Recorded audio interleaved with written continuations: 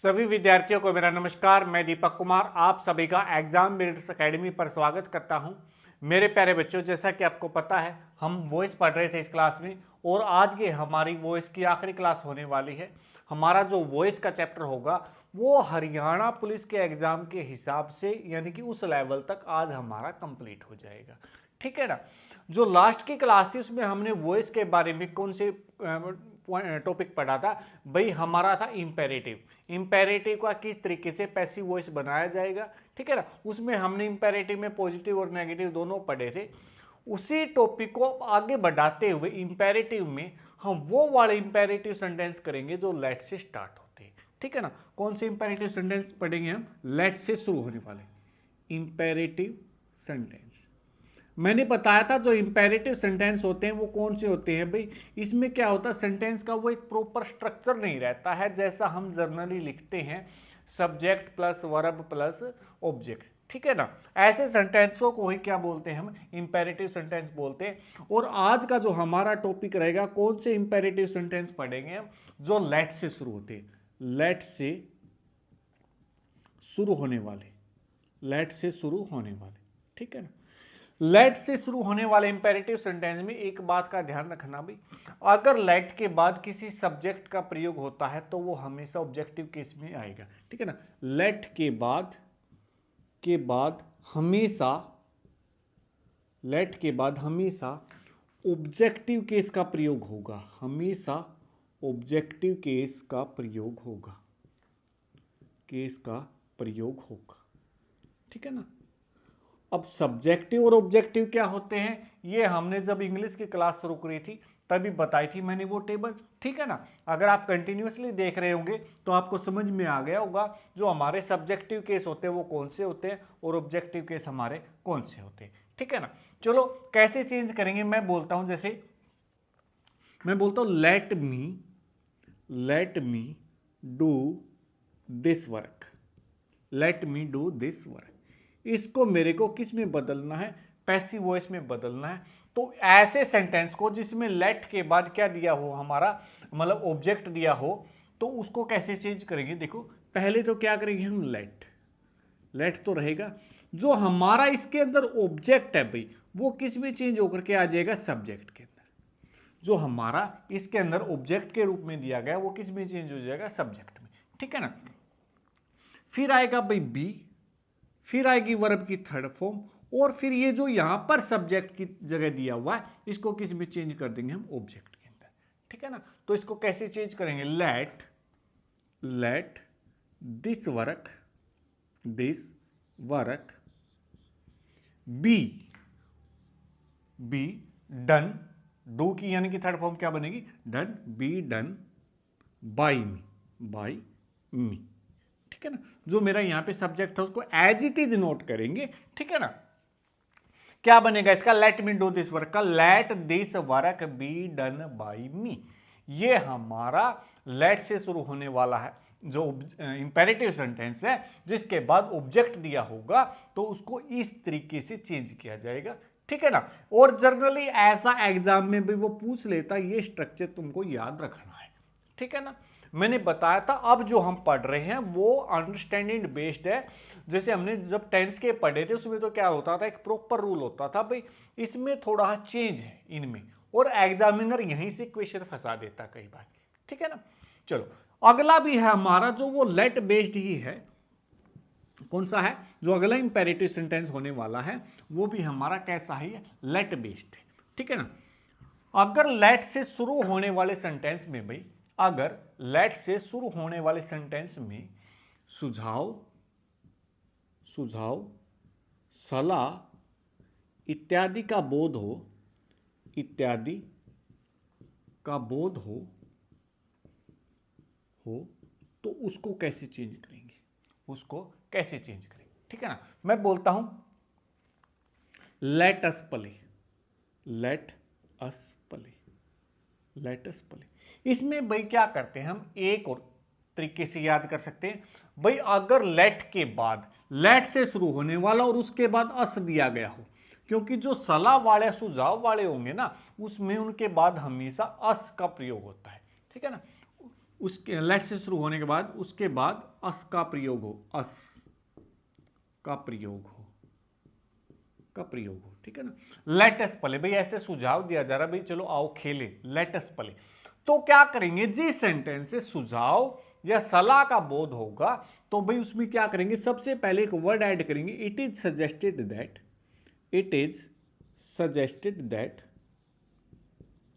It is suggested that. Us को subjective में change करेंगे, we should play, we should play, we should play. It is suggested that, it is suggested that we should play, यानी कि ये सलाह दी जाती है कि भाई हमको खेलना चाहिए, ठीक है ना। समझ में आया होगा दोनों इंपेरेटिव सेंटेंस में भाई क्या होगा हमारा। अगर पहला तो हमने पढ़ा था लेट से शुरू होने वाला और जिसके बाद ऑब्जेक्टिव केस दिया हो तो उसको कैसे चेंज करेंगे, और ये हमारा लेट से शुरू हो और उससे सलाह इत्यादि का बोध हो जिस सेंटेंस से। देखो उसमें भी उसके बाद ऑब्जेक्ट था, इसमें भी है, लेकिन दोनों में डिफरेंस क्या है भाई, इस वाले सेंटेंस से किसका बोध हो रहा है, सुझाव या सलाह वगैरह का हो रहा है, लेकिन उससे ऐसा कुछ नहीं था। ये इन दोनों के अंदर डिफरेंस है, ठीक है ना। इसके बाद देखो भाई, जैसा कि हमने पढ़ा था, ये देखा जाए तो हमारा वैसे लास्ट रूल ही था, लेकिन एक और है भाई जहां से कई बार एग्जामिनर क्वेश्चन दे देता है बेसिक सा। देखो हमने जितने भी अभी तक वॉइस किए हैं सभी में हमने लगभग ये देखा है कि भाई क्या होता आया है, हम बाई प्रीपोजिशन का प्रयोग करते हैं जब एक्टिव से उसको पैसिव में चेंज करते हैं, लेकिन जो सभी वर्ब होती है ना हमारी, वो भाई हर बार बाई नहीं लेती। कुछ प्रीपोजिशन ऐसी हैं जो अपने साथ बाई प्रीपोजिशन लेकर के कुछ दूसरी प्रीपोजिशन लेती है। जैसे मैं बोलता हूं हर रिजल्ट में, पहले एग्जांपल लिख देखता हूं, her result shocked the teacher, the shocked the teacher. इसको मेरे को पैसिव में चेंज करना है। अब वैसे देख आपको यहां से देख लिया होगा भाई ये पास्ट इंडेफिनेट है, इसको कैसे चेंज करेंगे, ठीक है ना। इसमें रूल तो हमारा वही सेम होने वाला, ये सब्जेक्ट है, ये वर्ब है, ये ऑब्जेक्ट, ऑब्जेक्ट को सब्जेक्ट बना के लिखेंगे। अब अगर हमारा यहाँ पर पास्ट इंडेफिनेट है तो भाई वाज प्लस में वर्ब की थर्ड फॉर्म आ जाएगी और जो हमारा सब्जेक्ट होगा वो ऑब्जेक्ट में आ जाएगा। सेम चीजें हैं दोनों के अंदर।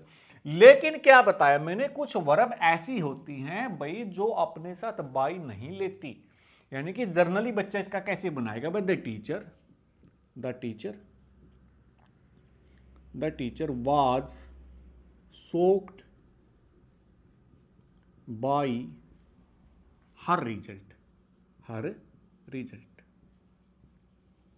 ऐसे बनाएगा। क्योंकि अब तक हम पढ़ते भी ऐसे ही आए हैं भाई, जो पैसिव बनाते टाइम हम किसका सहारा लेते, बाई प्रीपोजिशन का।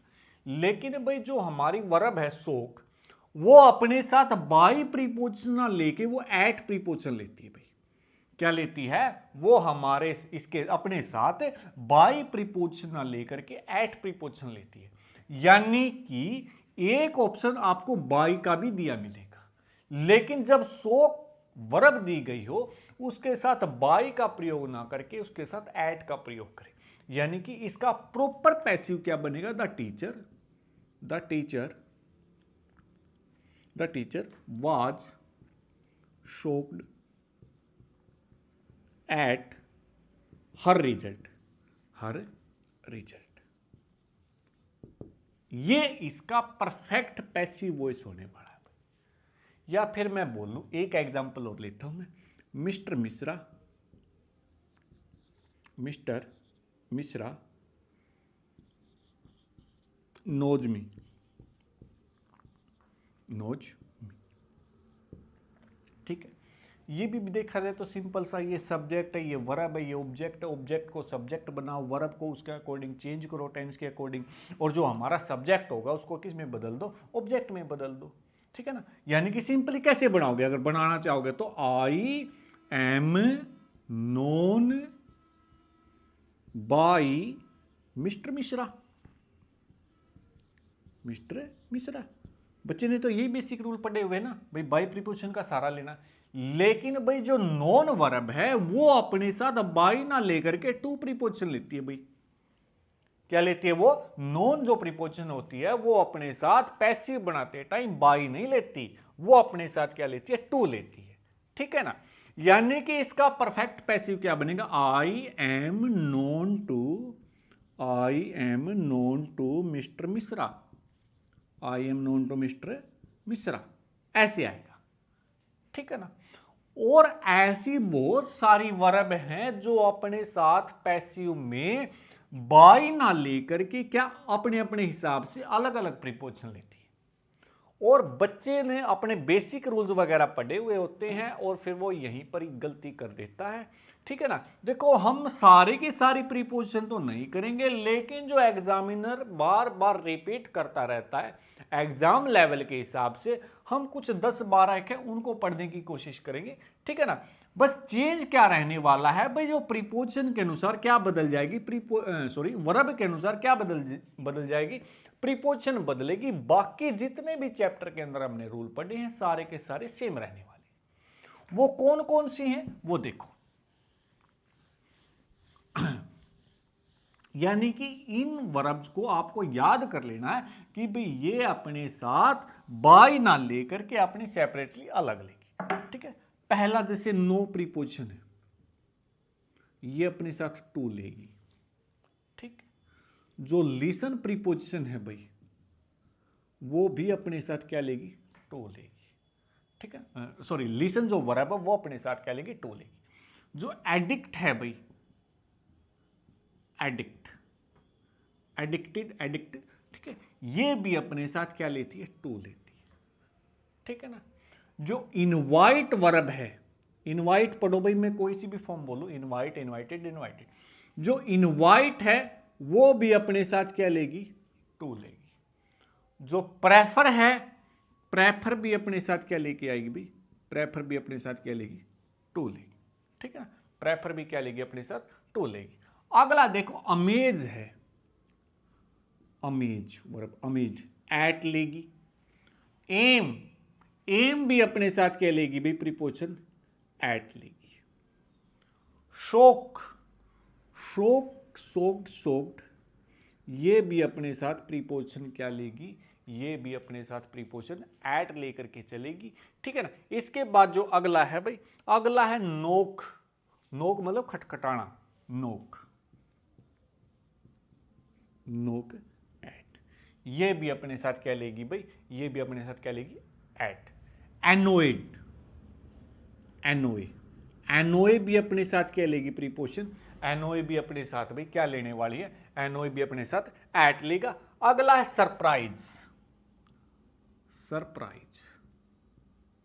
सरप्राइज भी अपने साथ क्या प्रीपोजिशन लेगी भाई, सरप्राइज भी अपने साथ क्या लेगी, एट लेगी। इसके बाद अगली वर्ब है सिंपैथी, ये अपने साथ विद लेती है। या फिर मैं बात करूं क्वेरल, ये भी भाई अपने साथ कौन सी प्रीपोजिशन लेगी, क्वेल्ड, झगड़ा, यानी कि जिसका मतलब होता है, ये भी अपने साथ कौन सी प्रीपोजिशन लेगी भाई, ये भी अपने साथ क्या लेगी, विद लेगी। Sympathize, quelled, with. ठीक है, इसके बाद है भाई एक इसके बाद जो अगली है वो है प्लीज्ड। अगली क्या, प्लीज्ड, ये क्या लेगी अपने साथ, ये अपने साथ प्रीपोजिशन क्या लेके आएगी, विद। ये हमारे कुछ वर्ब है इंपॉर्टेंट सी, जो अपने साथ प्रीपोजिशन बाई ना लेकर के भाई ये वाली लेती हैं। ठीक है ना, ये 1 2 3 4 5 और 6 11 और 3 14, यानी कि ये प्रीपोजिशन आपको याद कर लेनी है। जब भी आप पैसिव में चेंज करोगे तो इनके साथ हमेशा बाई ना लगा करके ये वाली प्रीपोजिशन आपको यूज करनी है। और भाई इसी के साथ हमारा जो वॉइस का टॉपिक है वो कंप्लीट हो जाता है आपके हरियाणा पुलिस के एग्जाम के हिसाब से, या फिर मैं बोलूँ आपके अपकमिंग सीटी एग्जाम के हिसाब से। ठीक है ना, जो वॉइस है हमारा चैप्टर यहाँ पर कंप्लीट हो जाता है। इसके बाद जो अब हम अगला चैप्टर करेंगे भाई वो हमारा क्या होने वाला, नरेशन। मैंने सिलेबस के इंट्रोडक्शन में भी बताया था भाई, एक क्वेश्चन तो वॉइस से और एक क्वेश्चन जो आपका आने वाला वो नरेशन से आने वाला है। ठीक है ना। और जो सीटी परी है भाई उसमें तो 15 नंबर की इंग्लिश आती है, हो सकता है एक एक की बजाय वो दो दो क्वेश्चन भी डाल दे, ठीक है ना। आज हम क्या करेंगे इस क्लास में, नरेशन का बेसिक पढ़ते हैं, क्या होते हैं नरेशन, ठीक है ना। नरेशन, देखो भाई जो नरेशन होते हैं ना वो दो तरीके के होते हैं। एक तो होता है डायरेक्ट नरेशन, एक होता है इनडायरेक्ट नरेशन। डायरेक्ट नरेशन, एक होता है इनडायरेक्ट नरेशन। इनडायरेक्ट नरेशन, ठीक है। ये बातें आपको एक एग्जांपल से समझ में आएगी। वो चेंज कैसे करते हैं वो तो मैं आगे बताऊंगा। मैं अपनी तरफ से आपको दो एग्जांपल लिख देता हूं, एक तो डायरेक्ट नरेशन का और एक इनडायरेक्ट नरेशन का। मैं बोलता हूं राम सेज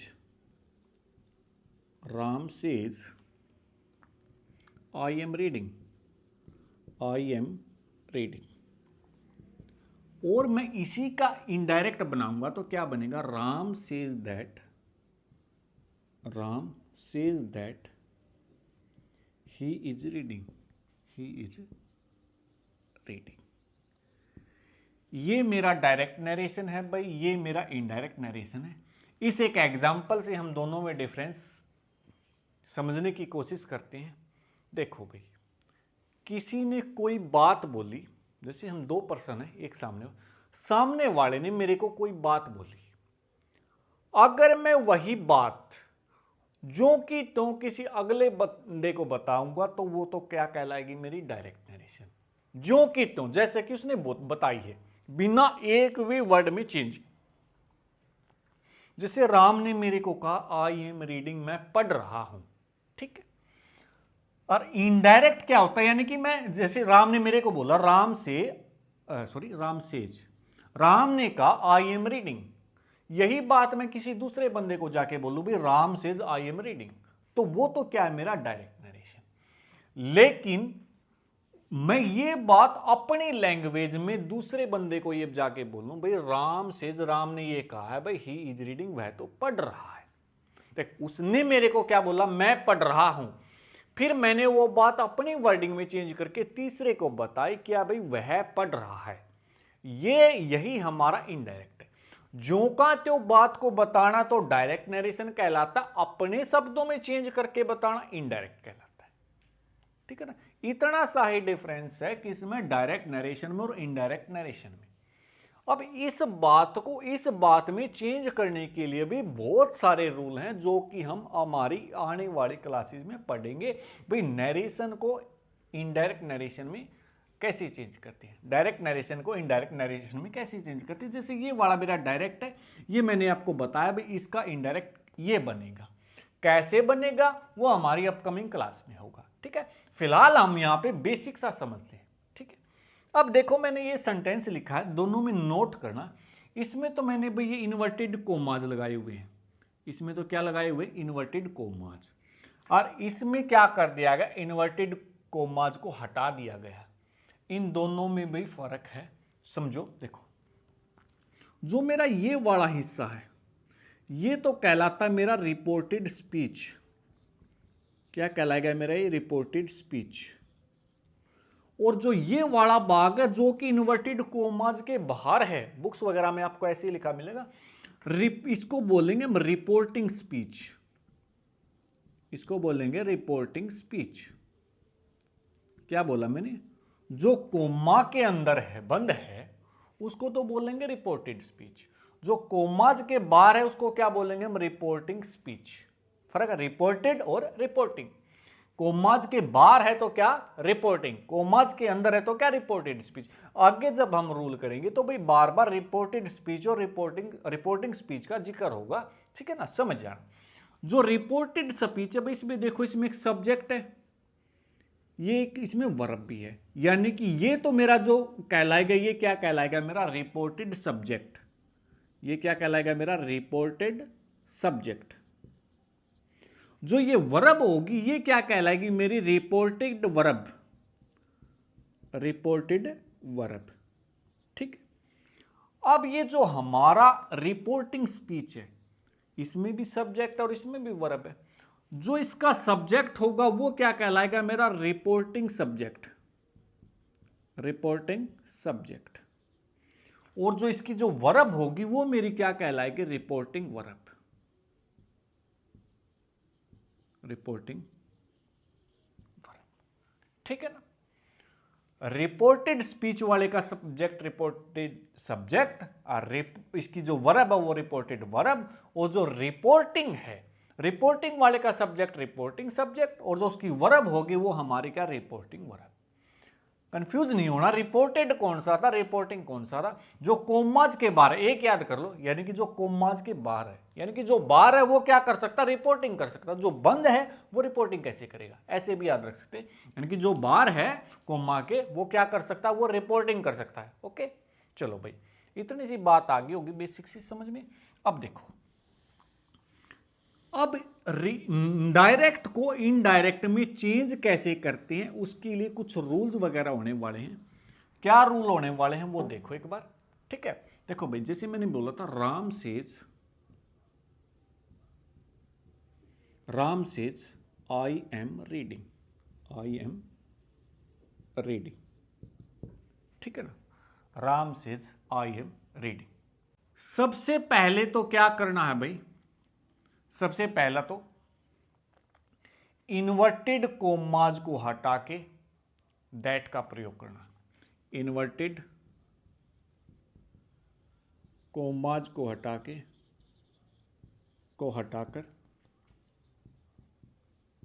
दैट का प्रयोग करें, दैट का प्रयोग करें।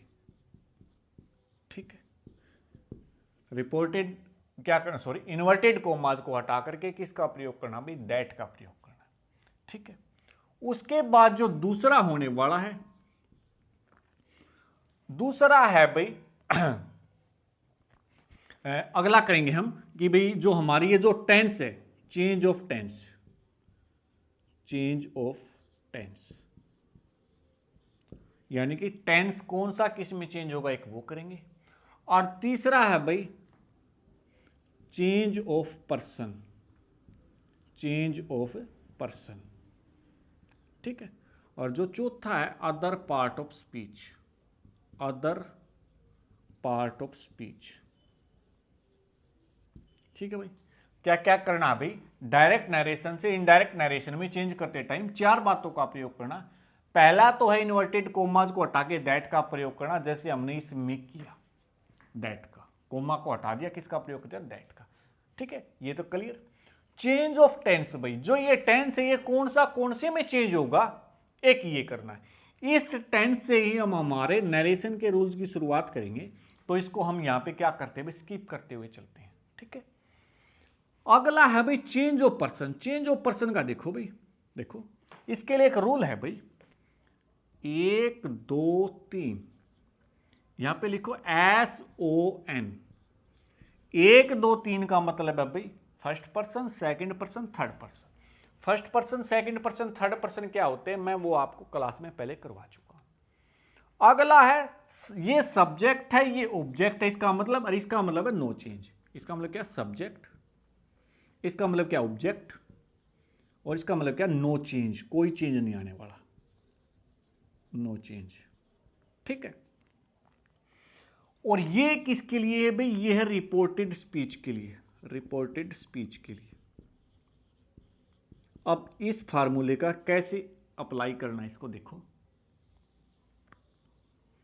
अगर रिपोर्टेड स्पीच में, अगर रिपोर्टेड स्पीच में सब्जेक्ट फर्स्ट पर्सन है, तो भाई वो किसके अनुसार बदलेगा, सब्जेक्ट के अनुसार। ठीक है ना, सॉरी इसको यहां पर भी नहीं, इसको यहां पर लिखना था, सॉरी, रिपोर्टेड सब्जेक्ट।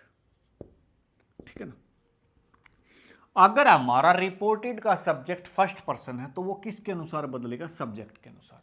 कौन से सब्जेक्ट के अनुसार, रिपोर्टिंग सब्जेक्ट के अनुसार, रिपोर्टिंग सब्जेक्ट के अनुसार, रिपोर्टिंग सब्जेक्ट के अनुसार। ठीक है, कैसे, अब देखो, जैसे भाई इस भी है ना, आई था, आई क्या था हमारा, ये क्या हमारा रिपोर्टेड सब्जेक्ट।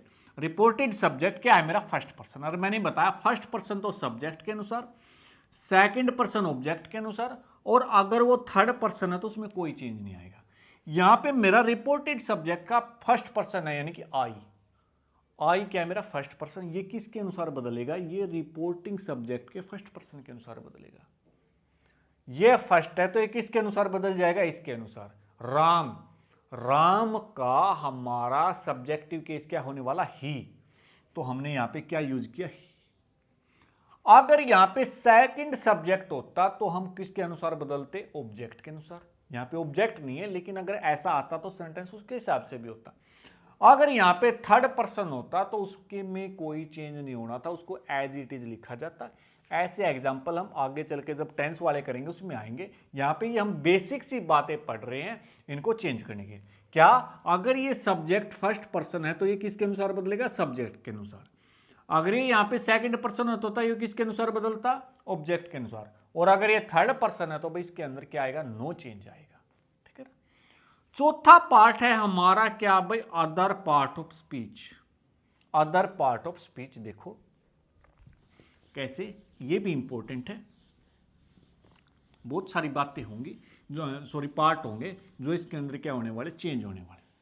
अब देखो कौन से हैं।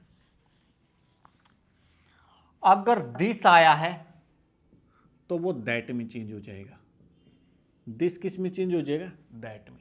दीज दोज में, दीज दोज में। कम गो के अंदर। Today that day. टुनाइट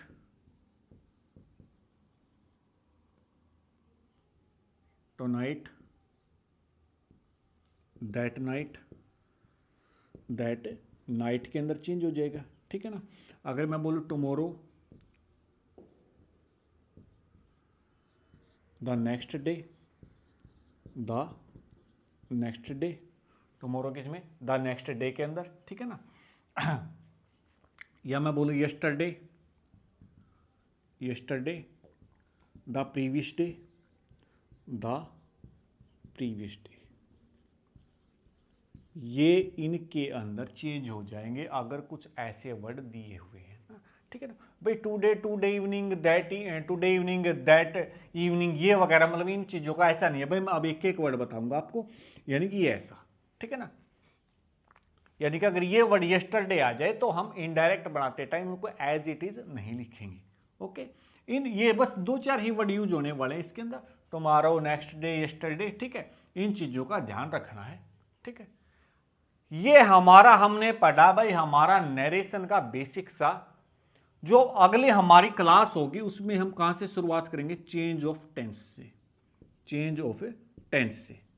ठीक है ना। यानी कि जब हम डायरेक्ट नरेशन से इनडायरेक्ट नरेशन के अंदर चेंज करेंगे तो उसमें हमारी कौन सा टेंस कौन से में चेंज होगा वो पढ़ेंगे। ठीक है, हम हमारी ग्रामर की क्लास को आज यहीं तक रखेंगे। जो हम जो लास्ट में हम वोकैब करते हैं, अब हमारा वो वाला पोर्शन होने वाला है। ठीक है ना। चलो आज की हमारी वोकैब देखो। आज का हमारा जो पहला वर्ड है वो है अफ्रेड। भाई अफ्रेड का मतलब होता है डरा हुआ। क्या, डरा हुआ। और इसका जो सिनोनिमस होगा वो क्या भाई, स्केर्ड। क्या होगा, स्केर्ड। अफ्रेड का मतलब मीनिंग क्या बताया मैंने, डरा हुआ। इसका सिनोनिमस क्या होगा, स्केर्ड। जो अगला वर्ड है वो है हमारा एग्रीगेट। एग्रीगेट का मतलब होता है भाई जोड़ना, या फिर किसी भी चीज को कंपाइल करना, या फिर ऐसा भी बोल सकते हैं टोटल कर देना उसको, एग्रीगेट। ठीक है ना। एग्रीगेट से रिलेटेड एक करेक्टली स्पेल्ड का भी बन सकता है, इसकी स्पेलिंग को जरूर याद करना, AGGREGATE। क्या मीनिंग है इसका, जोड़ना। अगला है भाई एगिटेट। एगिटेट का मतलब होता है किसी को परेशान करना। क्या होगा इसका मीनिंग, किसी को परेशान करना या फिर किसी को अपसेट कर देना। ठीक है ना। अपसेट मीनिंग का तो वैसे ही पता होगा। अगला भाई एगोनी। एगोनी का मतलब होता है भाई दुख दर्द, पीड़ा में होना किसी व्यक्ति का, दुख दर्द। तो इसका सिनोनिमस क्या होने वाला, पेन। क्या होने वाला, पेन। अगला वर्ड है भाई एम। एम का मतलब होता लक्ष्य। एम का मतलब क्या होता है हमारा लक्ष्य क्या है, यानी कि पर्पज क्या है हमारा। आज के हमारी वॉइस की क्लास में एम वर्ब आई थी, मैंने उसमें बताया था इसके साथ किसी दूसरी प्रीपोजिशन का प्रयोग होता है बाई, वो क्या होती है ये आपको आज का क्वेश्चन है कमेंट सेक्शन में बताना। एम का मीनिंग क्या होता है भाई, सिनोनिमस पर्पज। अगला भाई एसली, एसली का मतलब होता है गलियारा।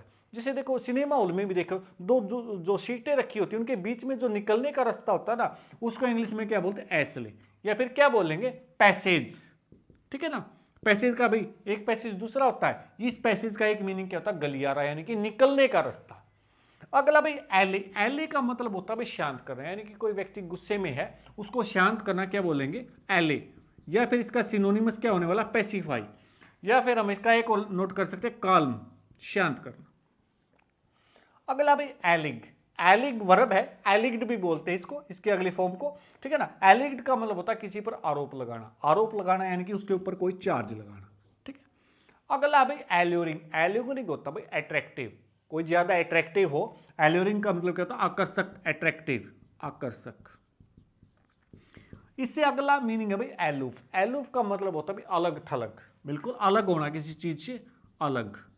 डिटैच्ड, डिटैच्ड का मतलब क्या होता है, अलग। देखो एक होता है अटैच्ड, अटैच्ड का मतलब होता है जुड़ना, लेकिन इसका उल्टा होगा डिटैच्ड, यानी कि अलग हो जाना। ठीक है ना, ऐसी मीनिंगों को आपस में रिलेट करते हुए चलना। अगला भाई alter, A L T E R, इस वर्ड पे खास ध्यान देना, A L T E R का मतलब होता है भाई बदलना, क्या होता है, बदलना, बदलना यानी कि ट्रांसफॉर्म करना। और एक मीनिंग होता है A L T A R, जिसका मतलब होता है पूजा, बलि, वेदी। ठीक है ना, ये A L T A R है, लेकिन ये A L T E R है, जिसमें ई आएगा उसका मतलब क्या होगा, बदलना, यानी कि ट्रांसफॉर्म। अगला भाई अमलगम, अमलगम का मतलब होता है भाई मिश्रण, किन्हीं चीजों को आपस में मिला देना, यानी कि मिक्सचर। अगला word amend, amendment, amend, amendment, इसका मतलब क्या होता है भाई सुधार करना, क्या करना, सुधार। ठीक है। अल्टर, ट्रांसफॉर्म, जैसे यहीं पढ़ा था हमने, ट्रांसफॉर्म करना। ठीक है। रेक्टिफाई करना, रेक्टिफाई का मीनिंग भी क्या होता है भाई सुधारना, यानी कि करेक्ट करना कोई चीज को। ठीक है ना। अगला है भाई अम्यूजमेंट, अम्यूजमेंट का तो वैसे ही पता होगा, अम्यूजमेंट का मतलब होता है भाई आनंद, प्लेजर, खुशी। ठीक है ना। अगला भाई अम्यूजिंग, सिनोनिमस है अम्यूजिंग, यानी कि आनंद उठाने योग्य, लाफेबल, हंसी का कोई विषय हो। अगला भाई एंसेस्टर, एंसेस्टर का मतलब होता है भाई पूर्वज, क्या होता है, हमारे पूर्वज। एंसेस्टर का मीनिंग क्या होने वाला, पूर्वज, यानी कि फोर फादर, हमारे पूर्वज। एंगर, एंगर का मतलब होता है गुस्सा, फ्यूरी, फ्यूरी का मतलब भी क्या होता है हमारा गुस्सा, एंगर, फ्यूरी। और फिर क्या भाई डिस्प्लेजर। अब देखो प्लेजर का उल्टा क्या हो गया हमारा, डिस्प्लेजर। प्लेजर होता है खुशी, अगर खुश नहीं है तो मतलब उदास, गुस्से में, ऐसा हम इसका सिनोनिमस लिख सकते हैं। अगला भाई एंग्री, देखा जाए तो भाई एंगर और एंग्री में कुछ डिफरेंस नहीं, दोनों का मीनिंग क्या होने वाला, सेम। एंग्री गुस्से में, एनरेज्ड, एनरेज्ड भी हमारा क्या होता है, मतलब गुस्से में रहे। अगला भाई एनगिस, एनगिस का मतलब भी होता है भाई दुखी में, पीड़ा के अंदर। एगोनी, एचे का भी मतलब होता है दुख, व्यथा, व्यथा। सोरो, सोरो का मतलब क्या होता है भाई उदास, किसी समस्या में होना, दुखी होना। जो अगला वर्ड है हमारा और लास्ट का वर्ड है क्या भाई, एनहिलेट, ये वर्ड तो शायद पहले भी आया। एनहिलेट का मतलब होता है भाई संपूर्ण विनाश, यानी कि डिस्ट्रॉय करना या फिर जड़ से उखाड़ना। इससे रिलेटेड आपका करेक्टली स्पेल्ड में आ सकता, तो एनहिलेट की हम स्पेलिंग को भी साथ में पढ़ते हुए चलेंगे, ANNIHILAT। ठीक है ना, मैंने कहा था जो करेक्टली स्पेल्ड का हमारा पोर्शन है उसको अलग से नहीं करना, जो हम ये वोकैब करते हैं उसके साथ साथ करते हुए चलना है। ठीक है, आज की जो हमारी क्लास रहेगी वो यहीं तक रहेगी। ठीक है ना, हमने ग्रामर में पढ़ा हमारा क्या, नरेशन, नरेशन का बिल्कुल बेसिक ही पढ़ा, रूल वगैरह तो आज हमने पढ़ा ही नहीं, वो हम कल की क्लास में करेंगे। और फिर वो हमारे रूटीन के हमारे क्या नाम है, ये वोकैब। ठीक है, उम्मीद करता हूँ आपको समझ में आया होगा। जो कोई भी डाउट होगा डिस्क्रिप्शन में या चैनल के लिंक, चैनल के डिस्क्रिप्शन में मेरा व्हाट्सएप नंबर मिलेगा, आप वहाँ पर अपना डाउट भेज सकते हैं। ठीक है ना, और वीडियो वगैरह के बारे में ज़्यादा अपडेट के लिए आप हमारा टेलीग्राम चैनल भी ज्वाइन कर सकते हैं। ठीक है, चलो क्लास में यहाँ तक जुड़ने के लिए आपका बहुत बहुत धन्यवाद।